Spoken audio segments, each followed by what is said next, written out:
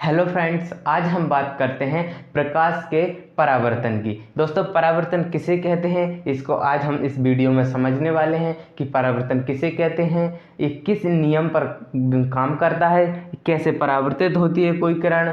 जैसे कि ये आपतित किरण है, ये परावर्तित किरण है। इसको हम पूरे इस वीडियो में हम इसको समझते हैं दोस्तों। तो सबसे पहले हम बात करते हैं definition of reflection of light.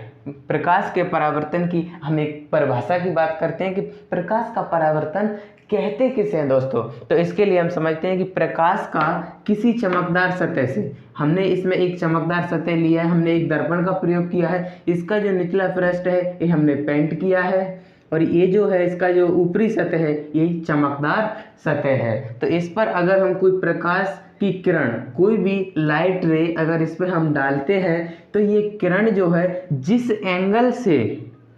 भी एंगल से ये किरण, मान लीजिए अगर ये 45 डिग्री एंगल से अगर ये किरण आई है अभिलंब से, ये 45 डिग्री, तो ये इधर भी 45 डिग्री रिफ्लेक्ट होगी।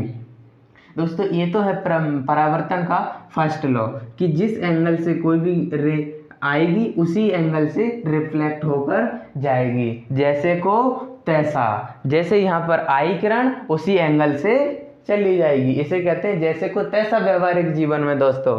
तो प्रकाश का किसी चमकदार सतह से टकराकर, यहाँ पे ये चमकदार सतह है, इससे ये टकराई और टकराने के बाद ऐसे ये यहाँ से आई और इसी एंगल से रिफ्लेक्ट हो गई, परावर्तित हो गई। तो प्रकाश का किसी चमकदार सतह से टकराकर उसी माध्यम में लौटने की इस घटना को प्रकाश का परावर्तन कहते हैं दोस्तों।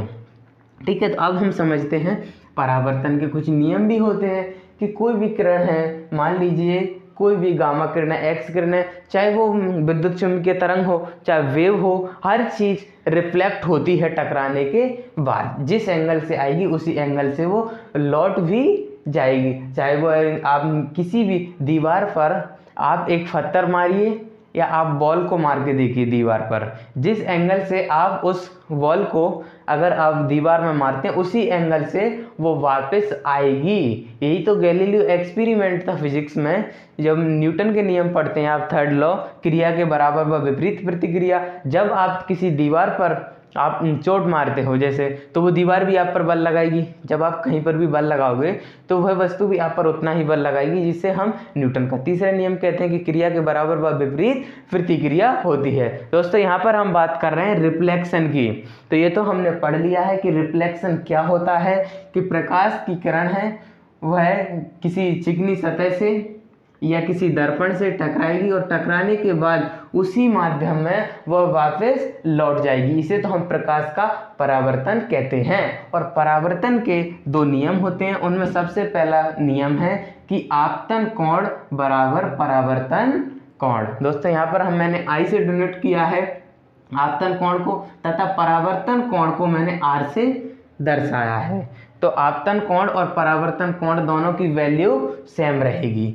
एंड दूसरा नियम है हमारा कि आपतित किरण, जो आपतित हो रही है, इंसिडेंट रेस, एंड परावर्तित किरण रिफ्लेक्ट रे, और ये अभिलंब, ये तीनों जो हैं एक ही पॉइंट पर स्थित होंगे, एक ही प्लेन में, एक ही तल में स्थित होते हैं। ये हो गया हमारा दूसरा नियम।